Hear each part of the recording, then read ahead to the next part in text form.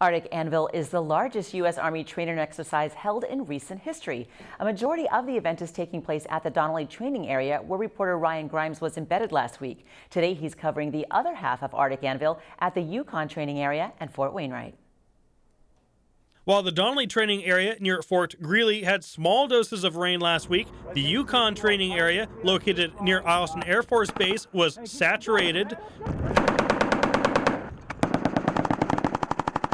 Still, soldiers from the Stryker Brigade combat team deployed in the mud and sleet to test the capabilities of their equipment. Throughout the rest of Arctic Anvil there, soldiers are conducting live fire exercises with Stryker combat vehicles.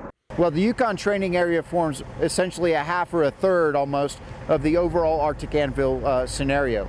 So what you have is a battalion that is removed from the Brigade AO Wolf South, which is down in the DTA, and then you've got AO Wolf North, which is up here in the YTA. Due to the wet conditions, firing live ammunition was delayed by several hours. The gunfire you are seeing is from blank ammunition. Lieutenant Colonel Davis adds that the point of the exercise is to practice the movement of foot soldiers and strikers to maximize their combat efficiency.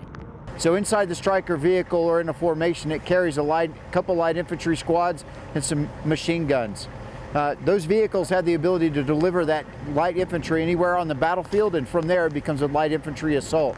We set up on each side of the road, provide a support by fire so our other fire teams could flank around, and eventually we shifted fire and then lifted fire, and then the rest of our fire teams basically cleared this whole area that we were going to use as a support by fire for that over there. Over there, just down the hill, is where Private Schnellback and his fellow soldiers are supporting the Strykers as they move into fire on imaginary targets. It's a cool vehicle. You can run trees over with it. You know, it's got a pretty fun weapon system on top that we use 50 cals and Mark 19s on, and yeah, it gets a little cramped inside, but it's pretty fun.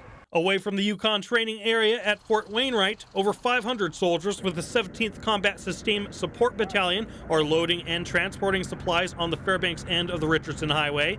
The 17th CSSB are from Joint Base Elmendorf-Richardson. Most of our forces are here, and our guys are running convoys from here to those locations. The one trip is about 100 miles, so they're doing about 200 miles a day when they're out on the road. They're just doing great things to support not just 1st Stryker, but also the Iowa National Guard operation, the OP4, and also all the OCTs that came here from Hawaii. They're out there supporting it. They love what they do. I'm proud of them, and it's an honor to be called their commander. This is Ryan Grimes reporting. Tune in with us tomorrow as we look at some highlights of Ryan's coverage on Arctic Anvil last week, including the impacts of the exercise on interior Alaska and the Army. Now, joining us in the studio.